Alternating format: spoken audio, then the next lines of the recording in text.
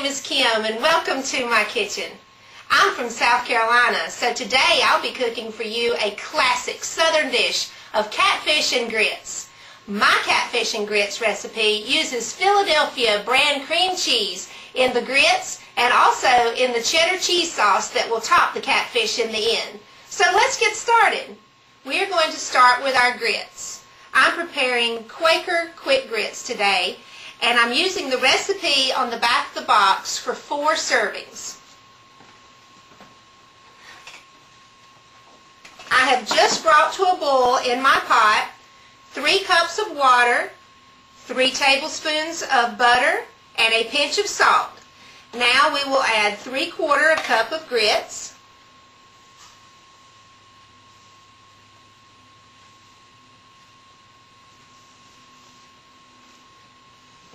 and stir. This will be returned to the stove, covered, to simmer for 5 to 7 minutes. Now we're going to get started with our catfish. Today I have 3 frozen store-bought catfish fillets. Now around here, of course, in the South, we go catfishing. My son and I, we go to a local catfish pond, and we'll pay $8 and sometimes catch nothing all day except catch up on each other. And then sometimes we can walk away with 50 or 60 pounds of catfish. We fillet those out, put them in the freezer, and we are good to go for catfish fries with hush puppies, catfish stew, or our recipe today, catfish and grits. We're going to take an oven-safe pan and generously spray it with a non-stick cooking spray. We're going to add our 3 fillets.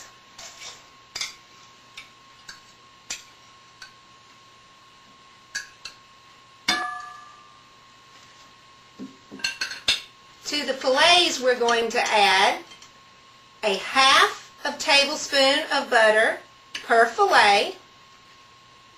That's going to keep them good and moist under the broiler. A little bit of suntan oil for them.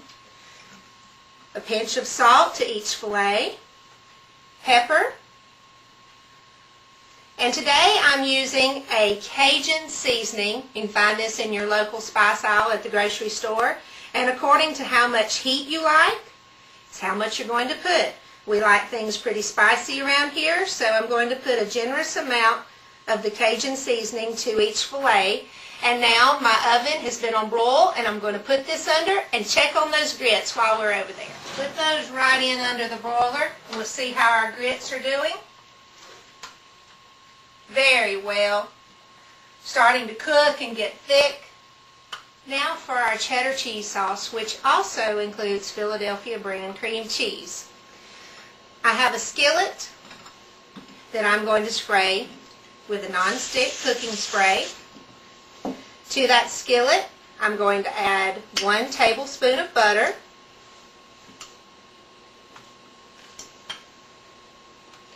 I have some garlic that are already peeled cloves. And I also have a small shallot that I'm going to chop.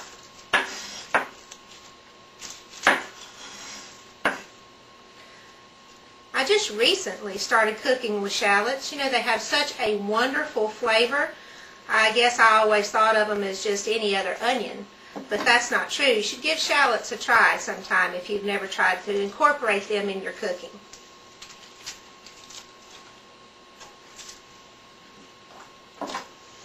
Alright, we're going to chop the garlic finely.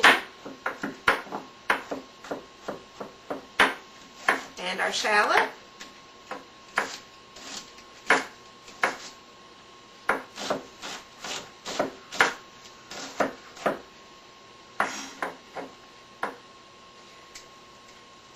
Another little piece of paper on there.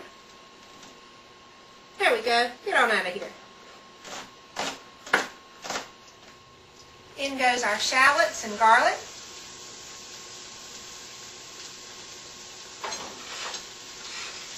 And give that a quick stir.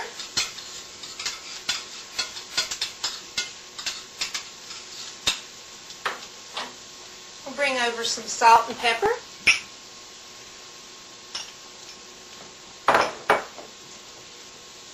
salt and pepper.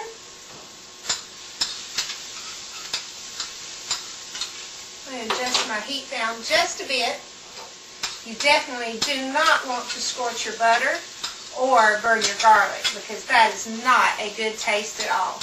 Alright, I have brought over our garlic and shallot mixture.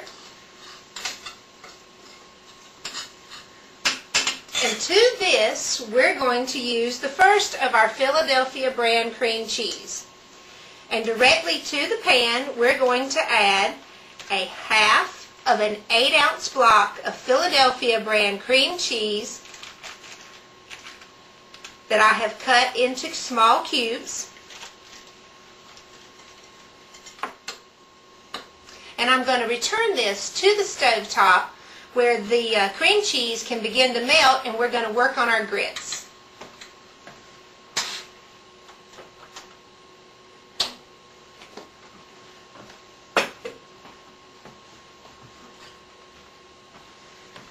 Now, here is my secret for the best grits in the world. You can do this to your grits, whether you're making shrimp and grits or you're just making a country breakfast of sausage, eggs, and grits. I'm going to add my other half of my 8-ounce block of Philadelphia brand cream cheese, and I'm going to begin to whisk this together. Now remember, grits are piping hot. So it's going to take just a minute for them to start melting the cream cheese. And what you're going to get is the richest, smoothest, white velvet grits that you have ever seen or tasted in your life. Hey everyone, the cream cheese has started to melt. The cream cheese in the shallot garlic butter mixture alone is not quite enough to give you a smooth, pourable consistency. So we're just going to add a tablespoon of skim milk at a time and whisk together until we see that come together. It's only going to take about 2 tablespoons till you see your sauce starting to form in the pan. Now to this, we're going to add a half a cup of grated cheddar cheese. I'm just going to pick it up from the heat and stir.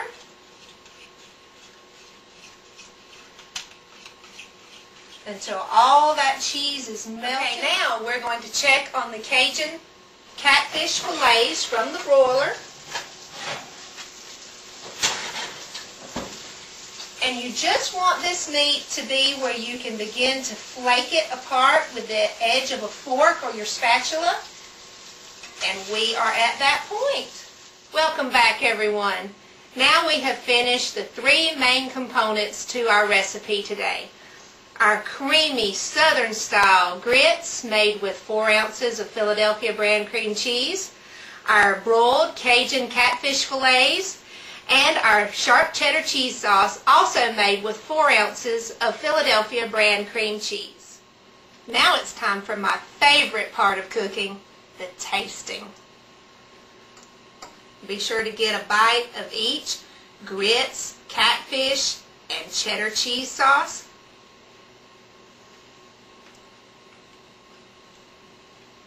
That is outstanding. You won't believe the creamy texture you're going to get on these grits when you add that Philadelphia brand cream cheese. Thank you for joining me today, and I hope you enjoyed this recipe, and I hope you'll make it in your kitchen soon. Bye-bye.